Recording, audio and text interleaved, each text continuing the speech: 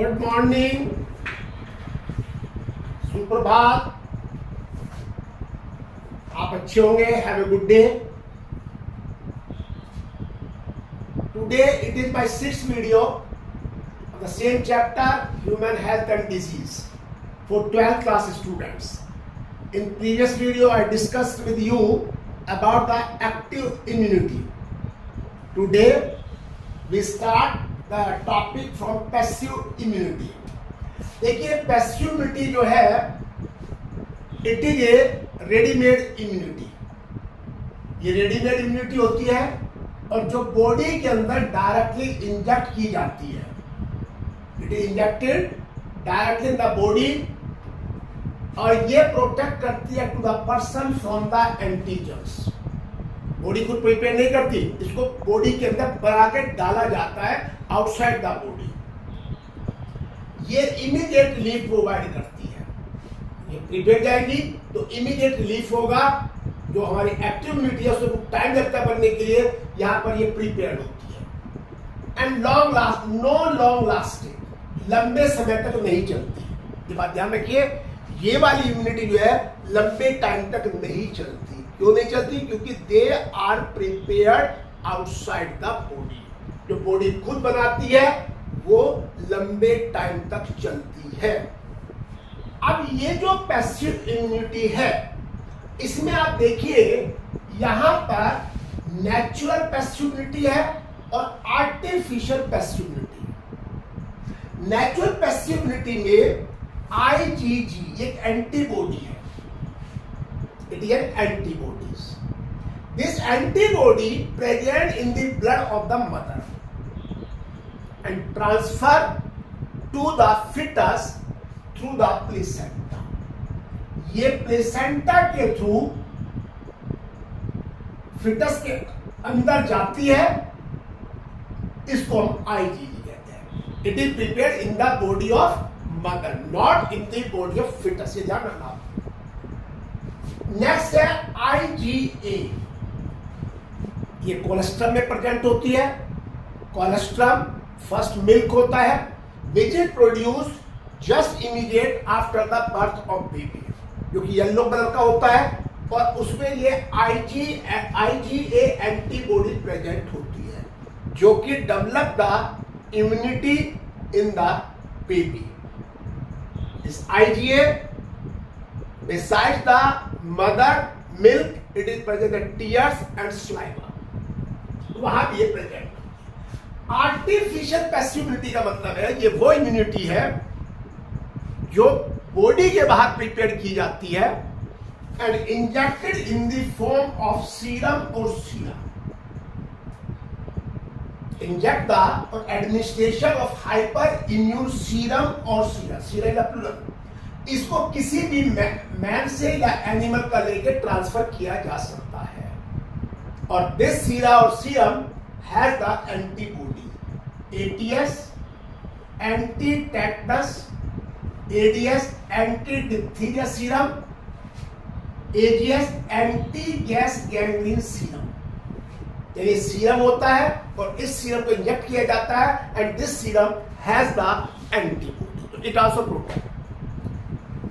अब हमारे पास आता है इम्यून रेस्पॉन्स. दो तरह का इम्यून रेस्पॉन्स होता है. एक होता है प्राइमरी और दूसरा हमारा होता है सेकेंडरी. देखिए जो प्राइमरी रेस्पॉन्स है, ये क्या होता है? व्हेन फर्स्ट टाइम पैथोजेंस और antigens enter in the body. जब बॉडी की मुलाकात इन पैथोजन से फर्स्ट टाइम होती है. You don't know, body doesn't know that first time enter in the body. तो जब जाते हैं तो वहां पर जाने के बाद इनकी इंटेंसिटी लो इंटेंसिटी होती है प्राइमरी इम्यून रेस्पॉन्स, क्योंकि बॉडी जाएंगे, बॉडी रेस्पॉन्स करेगी और उस बॉडी को रेस्पॉन्स करने के लिए कुछ टाइम चाहिए, तो इंटेंसिटी लो होती है. लेकिन जब बॉडी के अंदर एंटीजन चले जाते हैं और वहां पर ये एंटीबॉडीज डेवलप हो जाते हैं तो उसके बाद जब जर्म्स खत्म हो जाते हैं, जर्म्स को किल कर देते हैं, हमारी बॉडी में कुछ मेमोरी सेल्स रह जाती हैं और ये जो मेमोरी सेल्स हैं they have the information regarding the first pathogen, जो पैथोजन पहली बार हमारी बॉडी में गया है, जो पैथोजन है उसकी पूरी नॉलेज यहाँ पे स्टोर होती है फर्स्ट एनकाउंटर की। जैसे हमारी बॉडी में कोई और हमारी लाइफ में कोई इंसिडेंट हो जाए तो वो हमें, और ऐसा इंसिडेंट हो जाए which can not be forgotten by us, तो उसको हम भूल नहीं सकते। जब भूल नहीं सकते, जब भी उससे सिचुएशन आती है तो वो मेमोरी हमारी बॉडी में, हमारे मस्तिष्क में रिकॉल हो जाती है, ब्रेन में रिकॉल हो जाती है। ये वाला आपका फीबल है, ये कमजोर है और सबसे पहले डिक्लाइन होता है। तो इस तरह क्वेश्चन नीट में पहुंचे जाते, ध्यान करिए, मैं अंडरलाइन कर रहा हूं, this are the question for your NEET exam 2025।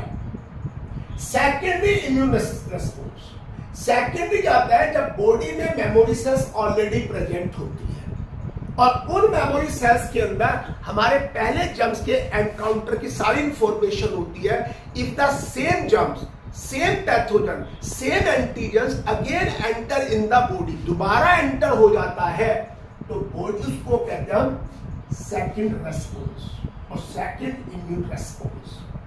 इसलिए देखिए, मीजल्स है, स्मॉल पॉक्स है, चिकन पॉक्स है, ये एक ही बार होती है बॉडी में, क्योंकि जब ये डिजीज हो जाती है उसके बाद बॉडी के जो मेमोरी सेल्स होती है, they have the knowledge, they have the information regarding the germs, या उन जर्म्स के बारे में यहां पर इंफॉर्मेशन इनमें प्रेजेंट होती है। और जैसे second time enter in the body, तो memory cells immediately bring the body in the alert mode, वहां पे एंटीबॉडी प्रोड्यूस होते हैं और इनको किल कर देते हैं। इसको जो आपका सेकेंड इम्यून रेस्पॉन्स है, इसको बूस्टर भी कहते हैं। It is very strong. जैसे आपने कोरोना के बाद देखा, पहली वैक्सीन लगी, दूसरी लगी और तीसरी जब बूस्टर भी लगाई गई। तो बूस्टर का मतलब है already memory cells are present in the body and they increase the number of the memory cells in the body. और सेकेंडरी इम्यून रेस्पॉन्स को हम इम्यूनिस्टिक रेस्पॉन्स भी कहते हैं। It is called anamnestic response, secondary response को, जो कि strong होता है, बड़ा स्ट्रॉन्ग रेस्पॉन्स होता है। इसके बाद हमारा आता है ह्यूमरल इम्यून रेस्पॉन्स। देखिए, ह्यूमरल इम्यून रेस्पॉन्स में हमारी एंटीबॉडीज होती है और ये एंटीबॉडीज जो होती है, दे आर द मतलब make the humoral immune response, उसको बनाती है। इसमें आपकी बी लिम्फोसाइट्स या बी सेल्स होती है। ये बी सेल्स और B lymphocytes are produce against the antigens. जब एंटीजन्स या पैथोजन बॉडी पहुंचते हैं तो ये यहां पर प्रोड्यूस हो जाती है, ये प्रोड्यूस हो गया। सेकंड क्या, टी सेल्स होती है, ये बी सेल्स को हेल्प करती है टू प्रोड्यूस द एंटीबॉडीज। यानी यहां पे दो सेल्स है, बी सेल्स और टी सेल्स है। बी सेल्स आपकी बॉडी में एंटीबॉडी प्रोड्यूस करेंगी और टी सेल्स बी सेल्स को हेल्प करेंगी टू प्रोड्यूस द एंटीबॉडीज। इसके बाद आता है आपका cell mediated immune response. Cell mediated immune response का मतलब है यहां पर टी लिम्फोसाइट्स का खेल होता है। यहां जो रोल है वो टी लिम्फोसाइट्स है। ह्यूमरल में बी लिम्फोसाइट्स का, यह ध्यान रख लीजिए, यहां पे ये एंटीबॉडी वाली है। तो ये यहां पर इसमें जो टी लिम्फोसाइट सेल्स हैं वो सेल मीडिएटेड इम्यून रेस्पॉन्स को बनाती हैं। और ये कब काम करती है, जब हमारे प्लेन इंपोर्टेंट कब, जब ऑर्गन ट्रांसप्लांटेशन होता है और हमारी बॉडी में सेल्फ एंड नॉन सेल्फ का डिस्क्रिमिनेशन करती है। कौन सी हमारी बॉडी की सेल है और कौन सी हमारी बॉडी के अंदर आउटसाइड सेल है। जो आउटसाइड सेल है और जो बॉडी की सेल है उनमें डिफरेंशिएशन करती है और जो आउटसाइड है वो किल करती है। अब ये जो सेल मीडिएटेड इम्यून रेस्पॉन्स है, इसमें दो तरह की सेल्स आती है। सबसे पहले साइटोटॉक्सिन और टी किलर सेल्स। इनका काम है टू किल द पैथोजन और antigen as they enter in the body. जैसे when they enter the body, जैसे बॉडी में एंटर करते हैं तो ये साइटोटॉक्सिक सेल्स और टी किलर सेल्स उनको किल कर देती है। इसके बाद हेल्पर टी सेल्स है। ये जो हेल्पर टी सेल्स हैं, ये बी सेल्स को इंड्यूस करती है for the production of antibodies, activate the specific T cells to produce the antibodies. तो यानी कि सेल मीडिएटेड में आपकी टी सेल्स आती है, साइटोटॉक्सिक और हेल्पर सेल्स आती है। ये हमारी बॉडी की इम्यूनिटी को मेंटेन करती है। अब आता है नेक्स्ट है एंटीजन्स एंड एंटीबॉडीज। देखिए एंटीजन्स का मतलब है those substances, those harmful germs, those pathogens which enter inside the body of the person is called the antigens. जो हमारी बॉडी में जा रहे हैं पैथोजन है उसको एंटीजेंस कहते हैं, क्योंकि these antigens cause the disease. ये एंटीजेंस हमारी बॉडी में जाकर डिजीज को कॉज करेंगे। अब उन जो डिजीज कॉज कर रहे हैं उनसे बॉडी कौन प्रोटेक्ट करेगा?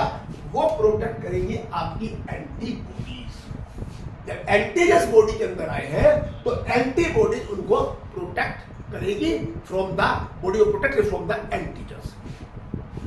अभी जो एंटीबॉडी है ये हमारी प्रोटीन की बनी हुई स्ट्रक्चर है, आप देख रहे हैं, और इसमें हमारी प्रोटीन की बनी हुई है। इसमें दो चेन है, एक आपकी ये 2 चेन हैवी है और 2 आपकी लाइट चेन है। देखिए ये भी लाइट चेन है और ये भी लाइट चेन है, और ये हैवी चेन है और ये भी हैवी चेन है। ये 2 चेन है, तो यानी 2 2 यानी 4 चेन। 4 चेन मिलकर के 2 लाइट और 2 हैवी मेक द एंटीबॉडीज। अब ये जो प्रोटीन की चेन है they are joined by the disulphide bond. देखिए डाइसल्फाइड बॉन्ड है, यहां भी डाइसल्फाइड बॉन्ड है, यहाँ तो डाइसल्फाइड बॉन्ड इन दोनों को आपस में ज्वाइन करने का काम करते हैं, जिससे ये चारों चेन आपस में जुड़ी रहती है। अब ये लाइट चेन है और हैवी चेन है, इन दोनों के बीच में आप देख रहे हैं यहां पर ये एंटीजन बाइंडिंग साइट है, यानी कि antibodies are flowing in the blood, वो ब्लड में घूमते रहते हैं। When and where the antigen come in the contact of the antibodies, तो antibodies combined with them and make the antigen antibody complex.